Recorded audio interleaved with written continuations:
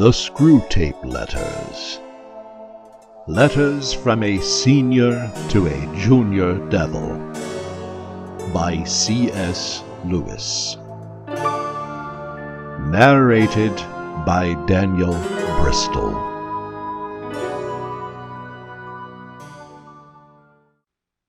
Letter 31. My dear, my very dear Wormwood, my poppet, my Pigsley. How mistakenly, now that all is lost, you come whimpering to ask me whether the terms of affection in which I address you meant nothing from the beginning. Far from it. Rest assured, my love for you and your love for me are as like as two peas. I have always desired you, as you, pitiful fool, desired me. The difference is that I am the stronger. I think they will give you to me now, or a bit of you. Love you?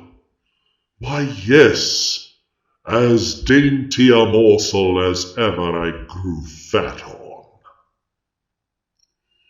You have let a soul slip through your fingers. The howl of sharpened famine for that loss re-echoes at this moment through all the levels of the kingdom of noise, down to the very throne itself. It makes me mad to think of it, how well I know what happened at the instant when they snatched him from you. There was a sudden clearing of his eyes, was there not, as he saw you for the first time, and recognized the part you had had in him, and knew that you had had it no longer. Just think, and let it be the beginning of your agony, what he felt at that moment, as if a scab had fallen from an old sore, as if he were emerging from a hideous shell-like tetter, as if he shuffled off for good and all a defiled, wet, clinging garment. By hell, it is misery enough to see them in their mortal days, taking off dirtied and uncomfortable clothes and splashing in hot water and giving little grunts of pleasure, stretching their eased limbs. What then of this final stripping, this complete cleansing? The more one thinks about it, the worse it becomes. He got through so easily. No gradual misgivings, no doctor's sentence, no nursing home, no operating theatre, no false hopes of life. Sheer instantaneous liberation. One moment it seemed to be all our world, the scream of bombs, the fall of houses, the stink and taste of high explosive on the lips and in the lungs, the feet burning with weariness, the heart cold with horrors, the brain reeling, the legs aching. Next moment all this was gone like a bad dream, never again to be of any account. Defeated, outmaneuvered, fool! Did you mark how naturally, as if he'd been born for it, the earth-born vermin entered the new life? How all his doubts became in the twinkling of an eye ridiculous?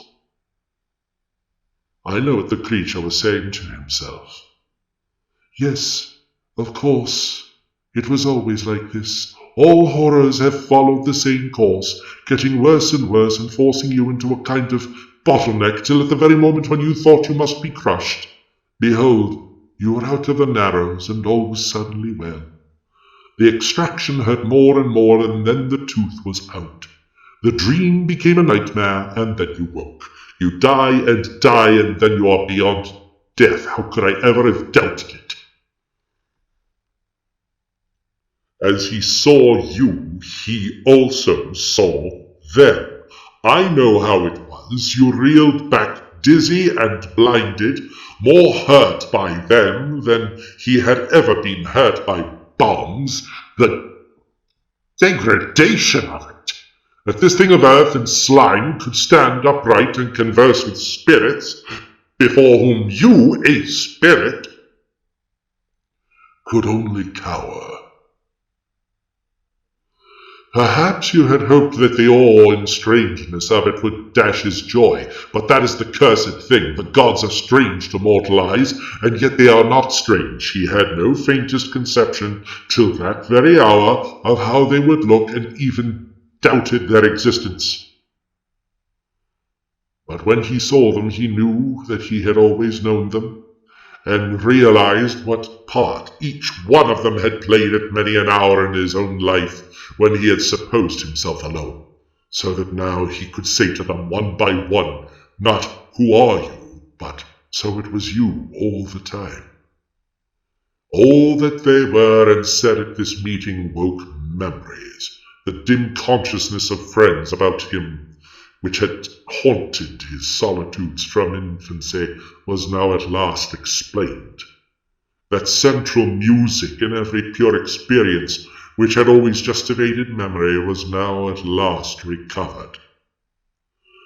Recognition made him free of their company almost before the limbs of his corpse became quiet.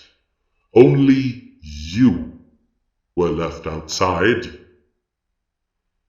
He not only saw them, he saw him. This animal, this thing begotten in a bed, could look on him. What is blinding, suffocating fire to you is now cool light to him, is clarity itself, and wears the form of a man.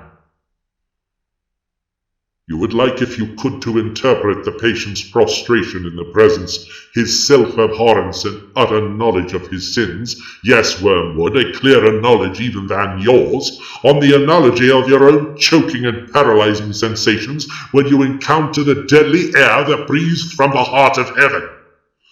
But it's all nonsense. Pains he may still have to encounter, but they embrace those pains. They would not barter them for any earthly pleasure. All the delights of sense or heart or intellect with which you could once have tempted him, even the delights of virtue itself, now seem to him in comparison but as the half-nauseous attractions of a raddled harlot would seem to a man who hears that his true beloved, whom he has loved all his life, and whom he had believed to be dead, is alive, and even now at his door. He is caught up into that world where pain and pleasure take on the transfinite value, and all our arithmetic is dismayed. Once more the inexplicable meets us. Next to the curse of useless tempters like yourself, the greatest curse upon us is the failure of our intelligence department. If only we could find out what he is really up to. Alas, alas, that knowledge in itself so hateful and mawkish a thing should yet be necessary for power. Sometimes I am almost in despair. All that sustains me is the conviction that our realism, our rejection in the face of all temptations, of all silly nonsense and claptrap, must win in the end. Meanwhile, I have you to settle with. Most truly do I sign myself, your increasingly and ravenously affectionate uncle, Screwtape. The Screwtape Letters. Letters from a Senior to a Junior Devil by C.S. Lewis. Narrated by Daniel Bristol.